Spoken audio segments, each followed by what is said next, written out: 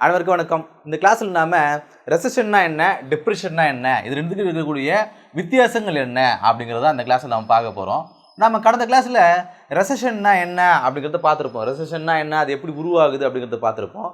அதாவது டீஃப்ளேஷன் பார்த்துருப்போம். இன்ஃப்ளேஷன்னா என்ன, டிஸ்இன்ஃப்ளேஷன்னா என்ன, டீஃப்ளேஷன்னா என்னன்னு பார்த்துருப்போம். டீஃப்ளேஷன்னா என்ன, பொருட்களுடைய விலை குறையிறது.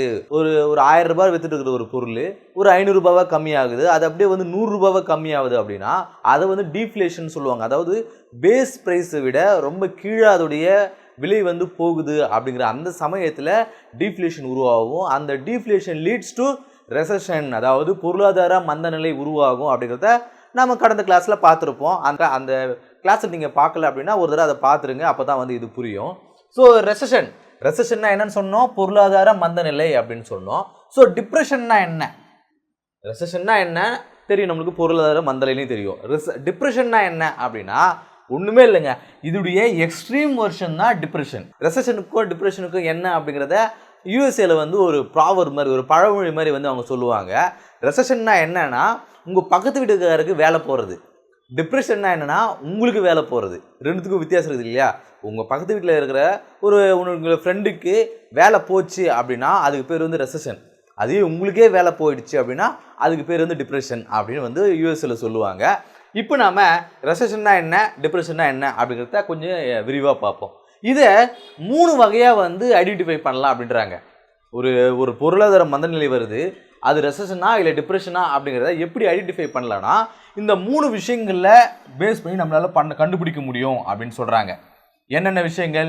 டியூரேஷன், காலநிலை. அந்த பொருளாதார மந்தநிலை அப்படிங்கிறது எத்தனை காலத்துக்கு இருக்குது, எவ்வளோ காலம் அந்த பொருளாதார மந்தநிலை இருக்குது அப்படிங்கிறத பார்க்கணும்.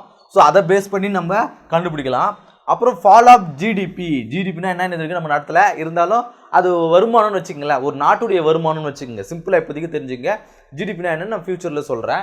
ஸோ ஜிடிபி, நாட்டுடைய வருமானம் ரொம்ப கம்மியாகுது அப்படிங்கிறத நம்ம அதை பேஸ் பண்ணி நாம் அதை கண்டுபிடிக்கலாம். அது பிறகு அன்எம்ப்ளாய்மெண்ட்னா என்ன, வேலை இல்லாமல் போகிறது. நிறைய பேருக்கு வேலை இல்லை, வேலையின்மை எவ்வளோ இருக்குது அப்படிங்கிறத பேஸ் பண்ணி நாம் இதை டிஃபரன்ஷியேட் பண்ணலாம் அப்படின்னு சொல்கிறாங்க. ஸோ 1 by 1 பார்க்கலாம். இப்போ நாம் ரெசெஷன்னா என்ன அப்படின்னு பார்க்கலாம். ரெசெஷன்னா அப்படிங்கிறது பொருளாதார மந்தநிலை அப்படின்னு நம்ம பார்க்குறோம். இந்த 3 விஷயங்களை பேஸ் பண்ணி ரெசெஷன்னா என்ன, டிப்ரெஷன்னா என்ன அப்படிங்கிறத பார்க்கலாம்.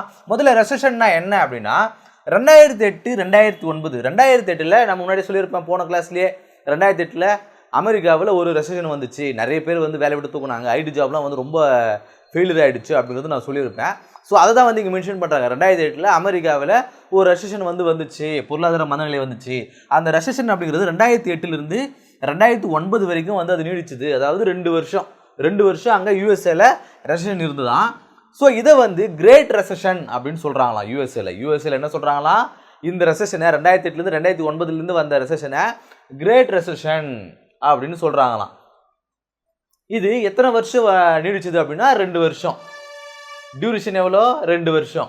ஃபால் ஆஃப் ஜிடிபி எவ்வளோவா இருந்ததுன்னா 4% இருந்ததான். அன்எம்ப்ளாய்மெண்ட் எவ்வளோ இருந்ததா? 10% இருந்ததான். டியூரேஷன் எத்தனை வருஷம்? 2 வருஷம். ஃபால் ஆஃப் ஜிடிபி எவ்வளோவா இருந்ததா? 4% இருந்ததா. அன்எம்ப்ளாய்மெண்ட் எவ்வளோவா இருந்ததா? 10% இருந்ததா. ஸோ 2008 2009 ரெசெஷனில் அது கிரேட் ரெசெஷன் சொல்கிறாங்க. 2 வருஷம் இருந்தது, 4% ஜிடிபி ஃபாலாக இருந்தது, 10% அன்எம்ப்ளாய்மெண்ட் இருந்தது அப்படின்னு சொல்கிறாங்க. இந்த அன்எம்ப்ளாய்மெண்ட் அப்படிங்கிறது எப்படி இருக்கும் அப்படின்னா ரெசெஷனில் ஒரு துறை சார்ந்த அன்எம்ப்ளாய்மெண்ட் நடக்குமா.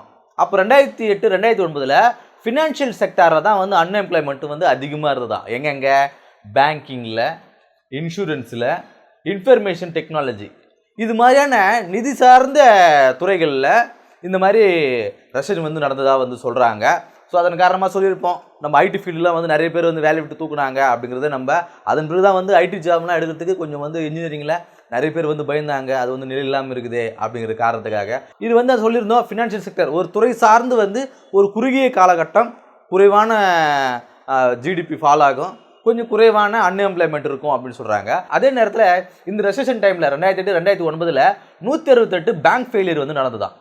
168 பேங்க் ஃபெயிலியர்ஸ் நடந்தது அப்படின்னு சொல்கிறாங்க. அடுத்து நம்ம பார்க்க போகிறது டிப்ரெஷன்னா என்னன்னு பார்க்க போகிறோம். டிப்ரெஷன் ரெசெஷன்னா என்னன்னு பார்த்தோம், இப்போ நாம் டிப்ரெஷன்னா என்னன்னு பார்க்க போகிறோம். இந்த ரெசெஷன் அப்படிங்கிறது வந்து 1929லேருந்து 1939 வரைக்கும் வந்து யூஎஸ்ஏல நடந்ததுதான். யூஎஸ்ஏ அமெரிக்காவில் இந்த ரெசெஷன் அப்படிங்கிறது 1929லேருந்து 1939 வரைக்கும் நடந்ததுதான். இதில் பார்த்தீங்கன்னா இது வந்து 10 வருஷம் நடந்தது. நீங்கள் பார்த்துருப்போம், இது வந்து 2 வருஷம் தான் நடந்தது, இது வந்து 10 வருஷம் நடந்தது. ஜிடிபி வந்து 30% வந்து ஃபால் ஆகும் அப்படின்னு சொல்கிறாங்க. அதே போல் அன்எம்ப்ளாய்மெண்ட் ரேட்டு வந்து 25% இருந்துதான். அன்எம்ப்ளாய் ரேட் அப்படிங்கிறது 28% இருந்ததுதான். லாங் டேர்ம் ரொம்ப வருஷமாக நடக்குது இல்லையா, இது வந்து லாங் டேர்ம் அப்படின்னு சொல்கிறாங்க. இப்போ நம்ம பார்த்துருப்போம், இந்த அன்எம்ப்ளாய்மெண்ட் அப்படிங்கிறது வந்து குறிப்பிட்ட செக்டாரில் மட்டும் தான் நடக்கும். உதாரணத்துக்கு எங்கள் ஃபினான்ஷியல் செக்டாரில் நடந்துச்சு இல்லையா, இங்கே என்னமா இருக்கும்னா forced labour cut in unconnected sector அப்படின்னு இங்கே பார்க்குறோம். அதாவது எந்த துறையில் வேணாலும் லேபர் கட் நடக்கும், வேலையின்மை போகும் அப்படின்னு சொல்கிறாங்க. பாருங்கள், இது ஒரு துறையில் மட்டும்தான் நடக்கும். இப்போ ஃபினான்ஷியல் செக்டாரா அதில் நடக்கும், இன்ஃபர்மேஷன் டெக்னாலஜி செக்டாரா அதில் நடக்கும். இது மாதிரியான குறிப்பிட்ட துறைகளில் மட்டும்தான் வந்து அந்த அன்எம்ப்ளாய்மெண்ட் அப்படிங்கிறது இருக்கும். ஆனால் டிப்ரெஷனில் எல்லா துறையிலையும் அது சம்மந்தம் இருக்குதோ இல்லையோ அந்த துறையெல்லாம் கூட வேலை இல்லாமல் போகும் அப்படின்றது அங்கே பார்க்குறாங்க. இப்போ உதாரணத்துக்கு பெட்ரோல் சொல்லுவாங்க. இப்போ பெட்ரோல் வந்து அதோடைய ரேட்டு வந்து அதிகமாச்சுன்னா அது துறை சார்ந்த எல்லா இடங்களையுமே வந்து பாதிக்கும்னு சொல்லுவாங்க. ஏன்னா பெட்ரோல் வந்து டிரான்ஸ்போர்ட் சம்மந்தப்பட்ட விஷயம். ஸோ பெட்ரோலுடைய ப்ரைஸ் வந்து அதிகமாகும் பொழுது அந்த டிரான்ஸ்போர்ட்டில் வந்து அதிகமான ரேட் வந்து சார்ஜ் பண்ணுவாங்க. ஸோ ஒரு காய்கறி கொண்டு வராங்களா, காய்கறிகளோட ரேட்டு வந்து அதிகமாகும். பேசிக் நீட்ஸோட மக்களுடைய அந்த மளிகை பொருட்கள் அதோடைய ரேட்லாம் வந்து ரொம்ப அதிகமாகும். ஸோ இப்படி வந்து அந்த துறை சார்ந்த விஷயங்களில் ப்ரைஸ் வந்து அதிகமாகிறது வேறு, அதில் வந்து வேலை இல்லாமல் போகிறது வேறு.